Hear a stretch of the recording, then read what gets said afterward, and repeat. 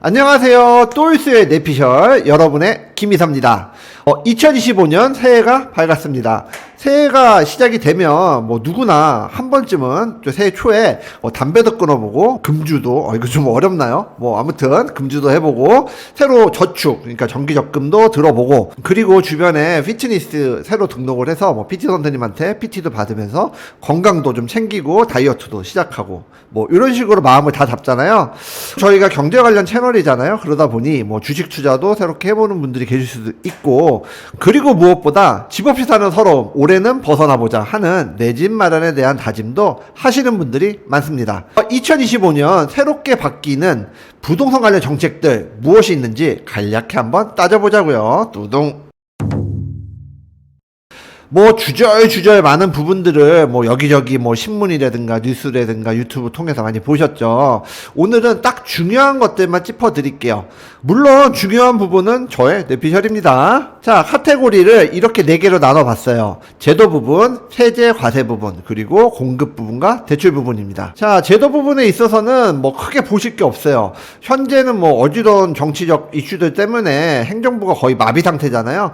치열한 정치적 논리 속에서 부동산 이슈는 사실 큰 관심 대상이 아니에요. 이 영상을 올리는 것 자체도 좀 고깝게 보시는 분들이 계시는 것 같아요. 댓글들 보면.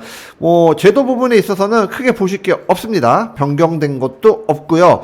다만 부동산 광고 부분에 있어서 뭐 위반 건축물을 명시해라. 그리고 임대인의 관점에서 주택 임대차 신고제 계도 기간을 좀 연장한다. 뭐 악성 임대인의 임대 사업을 말소하겠다. 뭐 이런 부분을 본다면 뭐 정부도 올해 전월세 부분의 상승 부분에 대해서 어떤 부동산을 괴롭혀서라도 뭐 전세 사기도 좀 막아보고 그리고 임대료의 안정을 위해서 최소한의 장치들을 좀 유지해보자. 뭐 요 정도 의미를 놓고 보시면 될 것 같아요. 두 번째, 뭐, 공급 부분도 뭐, 똑같습니다.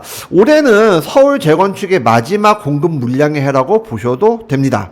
공급 물량이 그래도 서울 쪽에는 좀 있는 편인데, 이조차도 올해 2025년이 지나고 나면 급격히 사라집니다.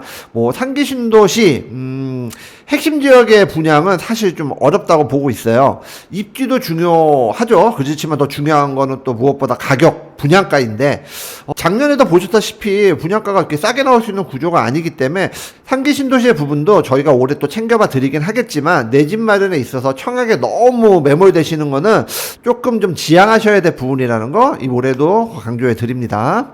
그럼에도 불구하고 작년에 이어 올해도 분양시장은 아마 뜨거울 거예요. 이것이 막차다라는 공포는 아마 올해도 이어질 것으로 보입니다. 여기서 한 포인트 좀 짚고 갈 부분이 있는데요. 재건축 안전진단 과정을 조합 설립 후에 진행을 하는 방향으로 좀 그 제도를 개편을 해서 재건축 기간을 좀 단축시키는 효과가 있지 않을까 뭐 이런 식의 좀 뭐 제도 개편 계획이 있는데 이 부분 천만의 말씀 만만의 콩떡입니다. 첫 번째 재건축이라는 게 지금 안전진단 때문에 안 되고 있는 게 아니잖아요. 뭐 압구정 현대라든가 음마 아파트라든가 뭐 목동 아파트 뭐 목동 신시가지 아파트 재건축이라든가 이런 단지들의 재건축 사업에 있어서 안전진단이라는 부분이 넘을 수 없는 산은 아니잖아요. 절대 그렇지 않습니다.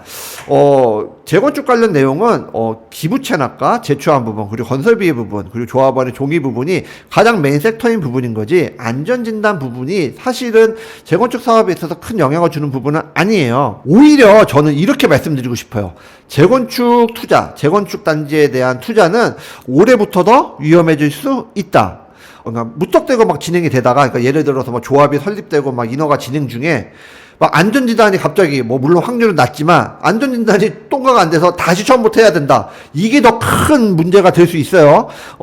영상을 보시고 계시는 시청자분들에게 제가 드리고 싶은 말씀은 올해부터 재건축 투자는 조금 더 따져보시고 보수적으로 들어가셔야 된다. 꼭 명심하세요. 진행되다 멈추면 시간은 더 걸리고요. 그로 인한 실망 매물 그쵸? 실망 매물에 대한 가격 변동은 더 심할 수 있다는 거 꼭 명심하셔야 됩니다. 자, 세제 과세 부분인데요. 다주택자라고 제가 썼지만 현재 시장에 다주택자는 거의 없죠. 2주택자로 읽겠습니다. 2주택자의 양도세 중간은 올해도 연장됩니다.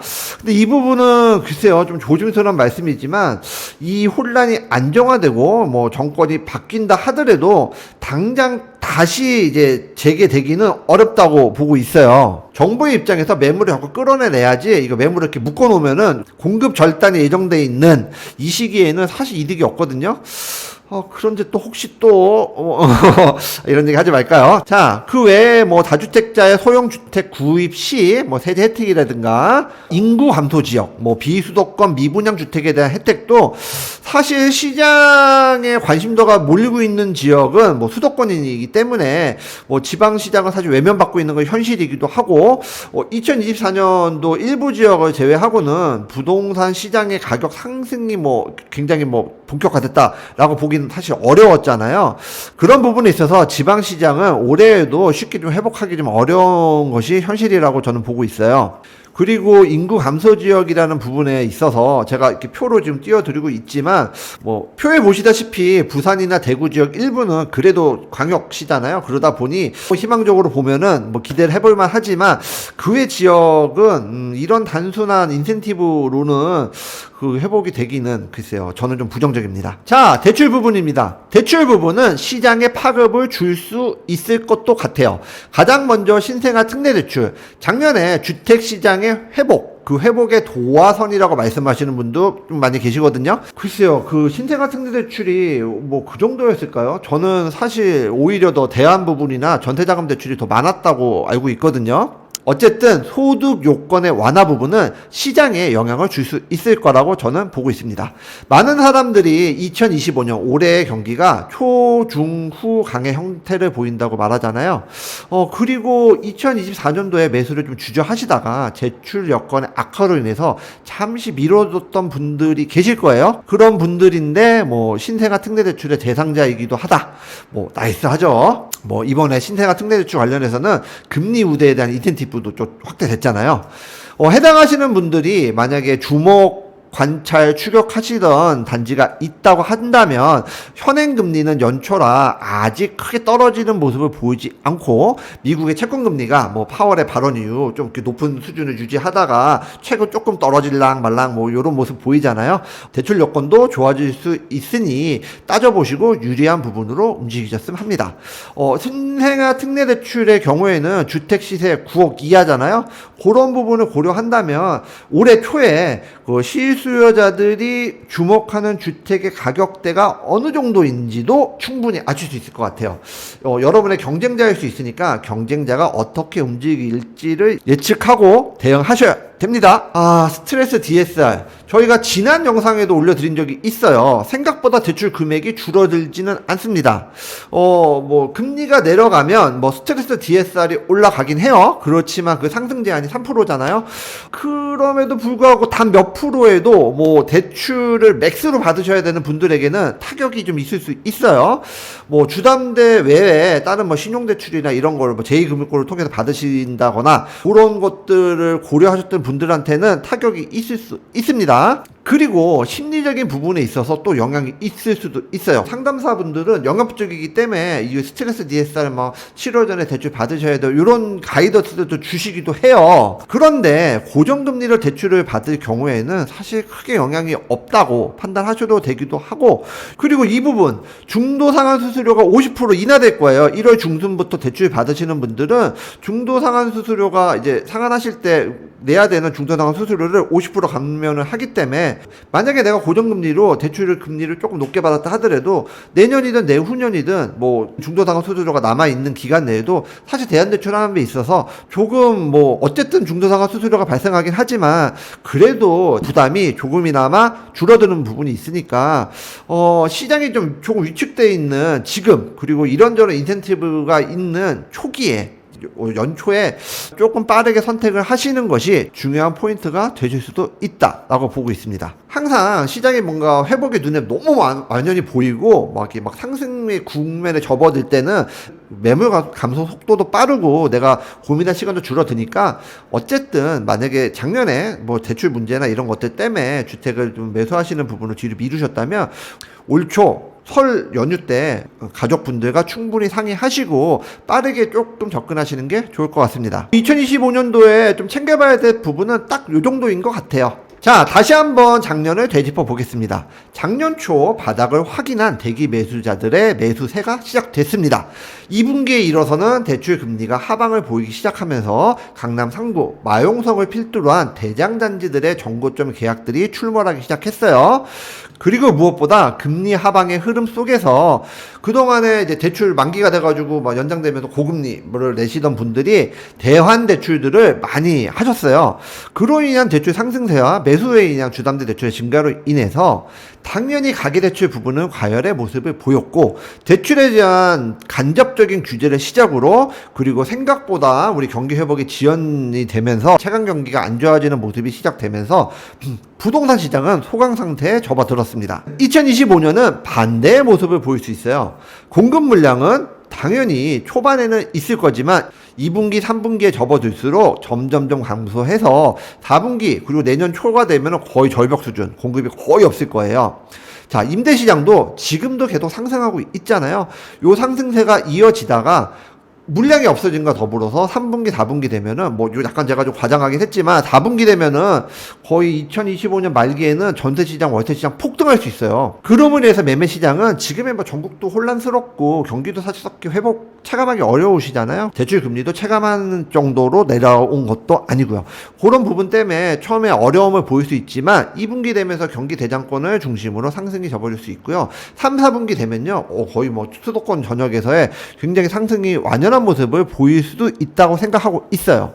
이는 저만 하고 있는 생각은 아닐 거예요. 그렇게 시장의 회복이 일어나고 하반기 시장이 상방으로 이어진다면 올해처럼 대출 부분에 있어서도 또 다른 이슈, 그러니까 대출에 또 간접적으로 뭐 은행권에 대한 간섭이 있을 수 있어요. 그렇게 된다면 사실 또 매수하는 조건이 또 안 좋아질 수도 당연히 있겠죠. 자, 부동산 가격의 흐름 어떻게 보면요, 가져다 붙이면 다 이유가 됩니다. 우리나라 같은 경우 특히 부동산 상승과 하락에 대한 요인이 굉장히 여러 부분에서 나타날 수 있어요. 첫 번째는 뭐 공급에 대한 부분이 있을 수 있고, 우리나라 같은 경우는 특히 더 정부의 뭐 또 부동산 정책에 대한 부분도 영향을 굉장히 많이 받을 수 있죠. 그리고 민간이 임대를 주는 사례가 우리나라에 많잖아요.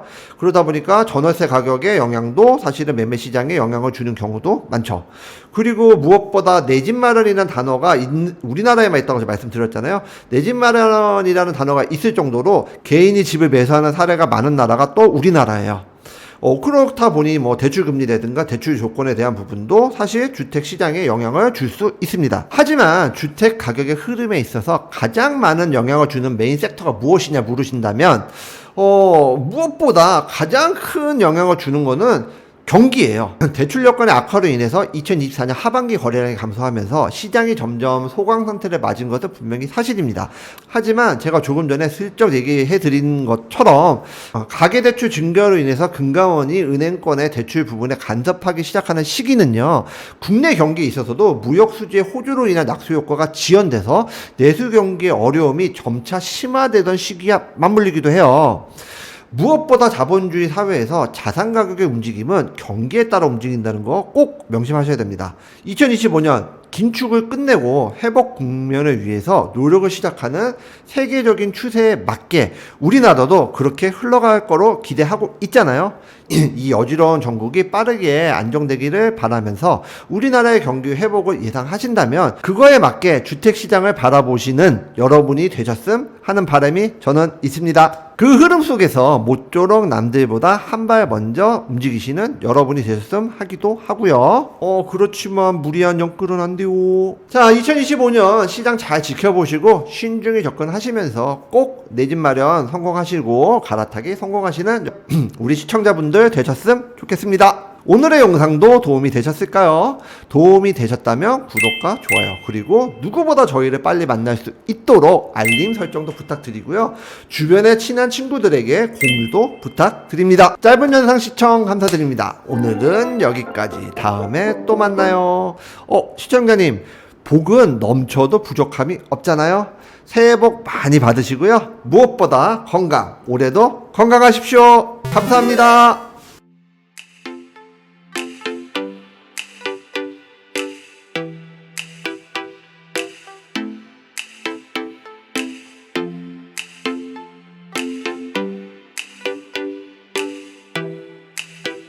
오늘의 영상 도움이 되셨나요? 구독과 좋아요는 저희에게 큰 힘이 됩니다. 오래오래 우리 함께해요.